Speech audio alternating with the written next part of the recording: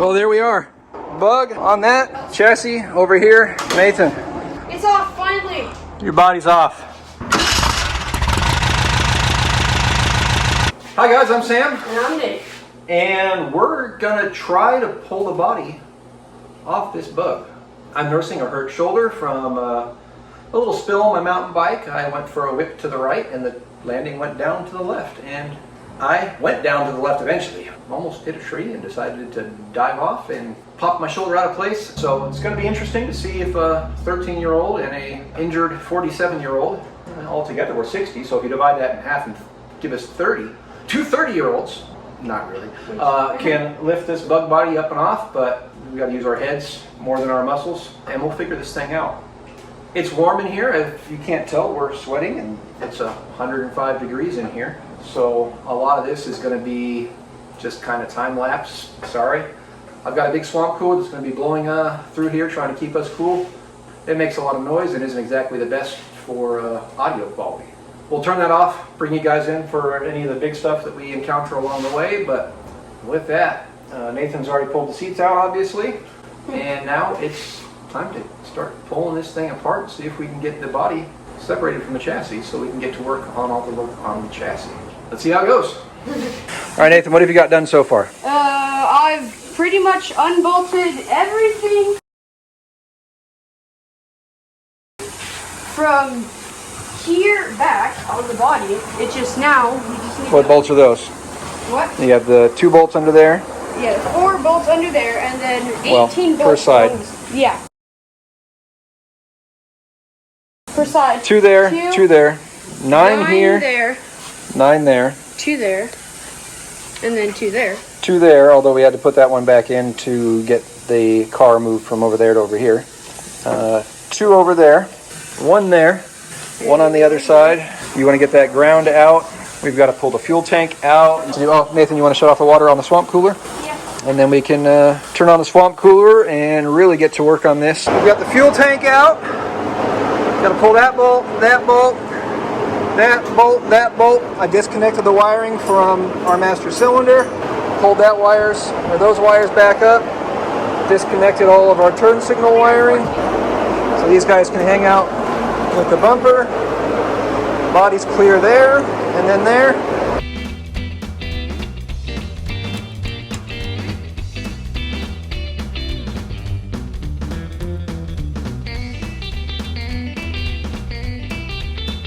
All right, with that, the body is completely unbolted from the chassis. You may have caught that. I went in there and I kind of just punched in and got it broken loose. I guess I'll try it one more time. Now, I tried it, but I'm not strong enough. yeah, well. I'm gonna stay on the cardboard.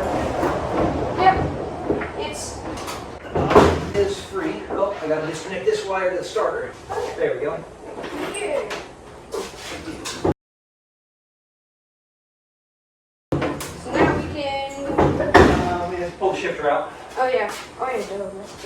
That might be helpful. Well, I mean, could we just unbolt it technically from here? Take out the shifter, Nathan. Oh, like unbolt that? Yeah. So anyway, like I was saying, the whole body's disconnected from the chassis. Now I've got to figure out a way for Nathan and I to get this off so we can roll the chassis out. Might involve a lot of 2x4s and sawhorses and What not so good? That doesn't sound so good. you don't sound so good. Here.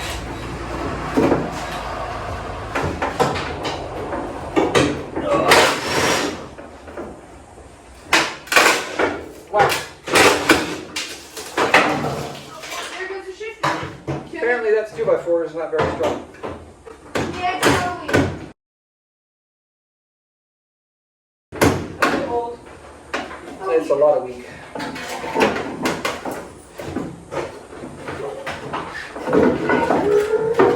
So we lost that 2x4. So all I'm doing, I guess I should bring you guys over here. Yeah, which I've seen that on YouTube. Like somebody just took the body off the Bug and they just drove around as the chassis. Yeah, it can be done. It's just not that easy because the steering column's hanging up. So it's so hot that I had to put the phone in the refrigerator to cool it down. I've got it in front of the swamp cooler now. Audio is going to be junk. but at least you guys will be able to watch me and Nathan try and get this body off. Over the chassis at least.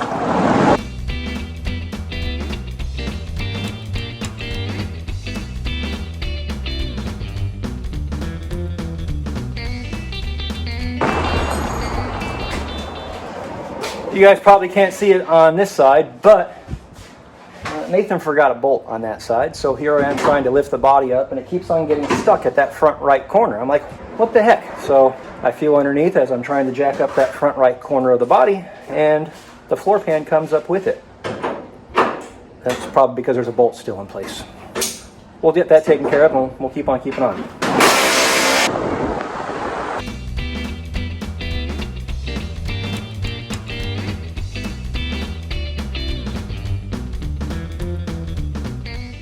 Okay, the bug looks a lot bigger without the body. I mean, it's a big chassis. Yeah. It goes from there all the way to here. Hey, shush. Yeah, no, I definitely should not stand on this. So that wasn't exactly easy, but it was doable. I had to think about it, and obviously this spot over here where Nathan forgot to undo a bolt right here. You can see how the floor pan creased when I was jacking up the body. Going, why isn't this thing coming loose? Well, because it's still bolted in place. Yeah.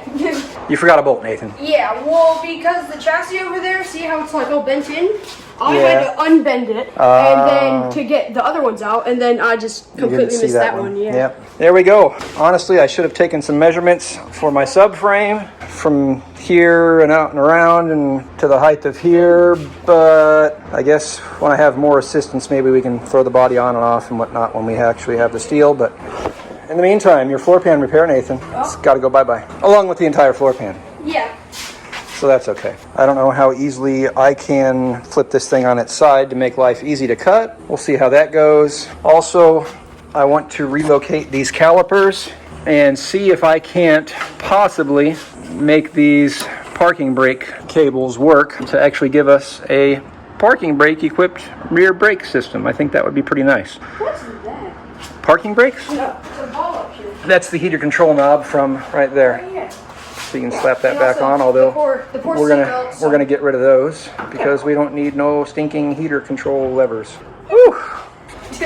I'm pretty beat from that, so I'm gonna take a break and we'll be back. Nathan, What? where's your body? Over here. And it's right there, actually. That's your body. The body God gave you, buddy. But the most important thing right now is where's your chassis? Oh, over there. And there we are. All right, so we've got everything pulled off. Well, obviously the body's pulled off, but now we can gain access to everything in there, clean up that front beam. We're probably going to completely pull out that front beam, put in some adjusters, weld it up, make it nice and strong for off-roading. I want to go with a wider beam, but Nathan doesn't want to go with a wider beam. I mean, it depends on when we're actually done with the entire chassis and seeing how far out the wheels stick. I mean, we can see right there. Yeah, I know. It will just in the body, rubbing up against the body. I'm not entirely sure how bad it is. Irregardless, Nathan, you got some holes in your pans. Yeah. Yeah, that's going to be the next big deal. Yeah, and you have a hole in your shorts from engine battle. Nah, that wasn't from the battle. That was from the engine. But yeah, building. I got a hole in my shorts. Holy shorts. Hole in the pants and hole in the shorts. Next big step will be cutting out the floor pans, getting this entire chassis cleaned up, getting this beam cleaned up, steering box. I mean, I just want this entire chassis just as clean as can be and painted and ready to reassemble, so to speak. Couple oddball things I'm going to do is I'm going to probably run some air conditioning compressor lines through the chassis because I do plan on putting air conditioning in this. We live in Phoenix, Arizona, kind of a necessity. Yeah. I don't have any particular kits in mind. In fact, I see some universal kits online. I'm probably going to end up using one of those and making my own brackets, and we'll see how it goes. We need to cut out these floors, put in new floor pans, get this thing detailed. Another big thing is we need to get a rear subframe made to be able to put some rear shocks in this thing. Yeah, otherwise we're gonna go Boing. Along those lines, when the suspension, I want to put in a wider beam.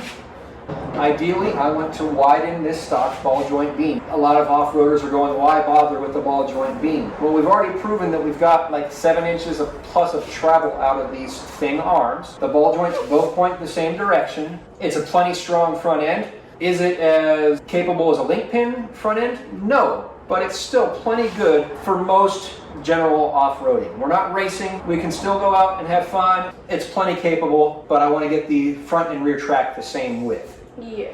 But therein, it's really, really warm. It's currently 107 degrees outside. 207 inside. 207 degrees inside. Well, let's see. Chassis is 102 degrees, 102.3 sitting here in the garage. The ground, 102 degrees. Yeah. The concrete is 102 degrees. So it's a warm garage. We're going to call it a day. I think it's pretty successful. We struggled a bit trying to figure out exactly what to do, trying to pull the body off the chassis by ourselves, but in the end we managed it pretty well. On that note, until the next video, Life's for good people. if you can't find one, Be one. later guys.